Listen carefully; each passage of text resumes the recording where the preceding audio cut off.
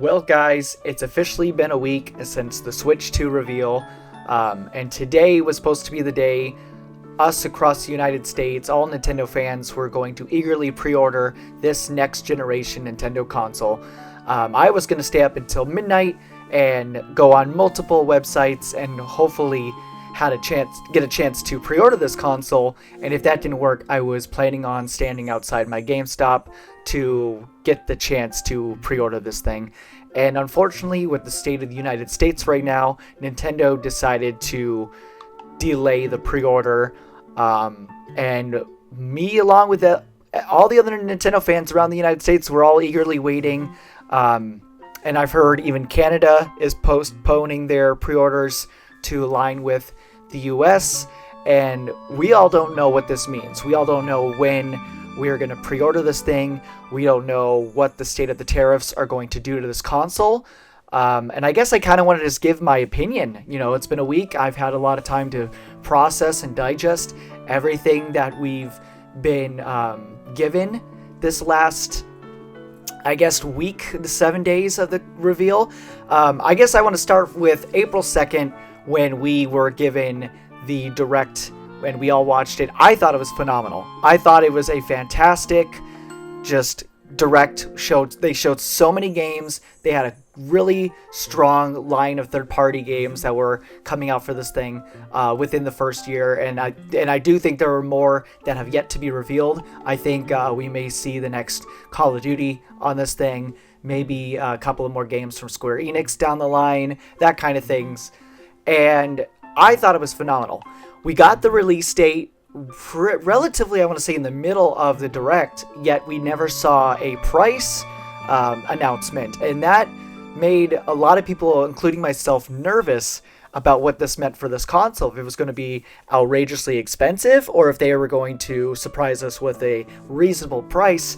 And they wound up revealing it to be $450 for just the console, or $500 bundled with Mario Kart World, which, might I add, is an $80 game separately.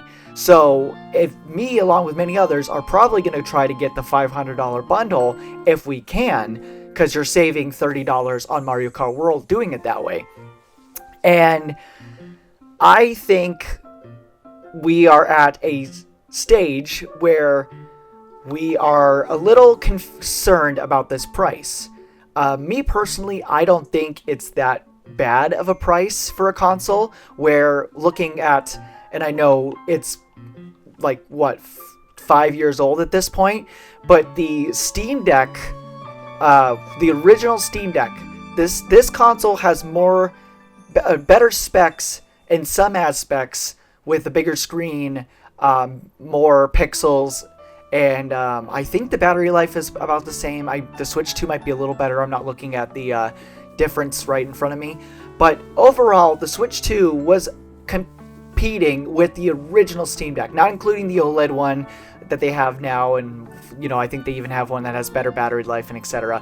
But this console, for the price, is reasonable. However, we all thought this was including the tariffs, and we learned it is not. So now with the delay, we're all terrified that this thing may go up more. And I think people are comparing this to the Wii U. I don't think we should be comparing it to the Wii U. I think this is Nintendo's next 3DS console. Because if you look at the DS versus the 3DS, the Switch is like their DS. The DS was very, very popular. Many people owned it. It was one of those systems where anybody could play with it, kids, parents, etc. And the Switch was kind of similar to that. And now you have this more expensive upgrade that almost feels like not really a successor, but gosh, what is the word I'm trying to think of?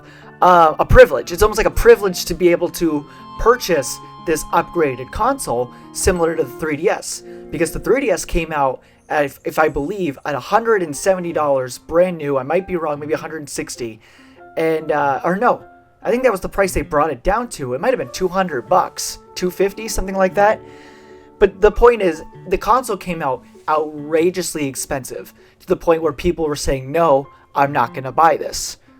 And now we are at this situation where I think that Nintendo either A, has to keep this, price at the same, or if they raise it, they're going to have a 3DS situation on their hands where eventually they're going to have to bring it back to $450 to $400.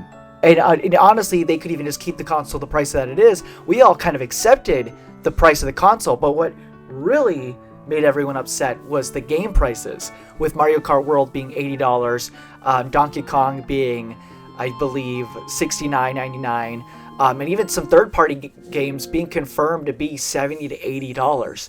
So it's possible that they could even raise the game prices $5 to $10, and that would just be outrageous. We are at this state where we don't know what's going to happen. We don't know when this console will be available for pre-order. We don't know if the price is going to be the same.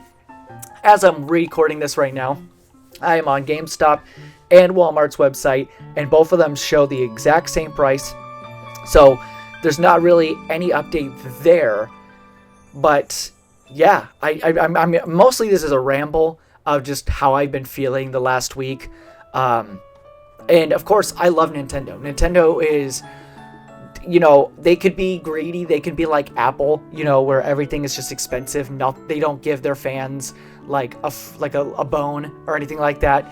But to me, I always feel my best when I'm playing a Nintendo game. There's no game besides like the original PlayStation has ever given me this comfort. I love like the Uncharted series. I love the God of War series. I love the new Final Fantasy remakes that we're getting. But they still don't give me that feeling that Odyssey gave me, that Mario Kart 8 Deluxe gave me. What other games that came out? Animal Crossing, New Horizons gave me. There's just something about a Nintendo game that is just so comforting and appealing. So I know for a fact that me personally, I'm going to get this console when pre-orders drop. I hope that scalpers do not target this console, and a part of me thinks they won't, because if people are throwing a fit about the prices for all these things now, there's no way they're going to pay $800 and $900 for the Switch 2. Maybe if there was a limited edition bundle version, then I could see it. But to me, I think this is going to be like the PS5 Pro, where you're going to easily be able to pre-order one on Amazon, Walmart, Target. They may sell out for like a day or two, but then they'll come back onto the website, and you should be able to get them again, no problem. The only console, I think, in recent that we've had where scalpers went insane was the PS5 Pro 30th anniversary, and that's because it was a limited edition 30th anniversary PlayStation 5 Pro. So because these are going to be very common consoles, I think we're safe on being able to get one. I hope anyone who's a Nintendo fan can get this console, but at the same time, I don't think no one's going to pay scalper price if this is already expensive in our books. So no matter what, I'm getting the console. It's just gonna happen. I'm love Nintendo. I can't wait to play Mario World. I can't wait to play Donkey Kong Bonanza, and I can't wait to play Metroid Prime 4 in glorious 4K. So yeah, I'm getting it straight up. But let me know what you guys are thinking. This is my ramble. I know I kind of jumped around topics and stuff like that, but long story short, we are all just eagerly waiting to what Nintendo is going to do. The ball is in their court. What is their move? How do they make it so this console sells as much as they want it to sell?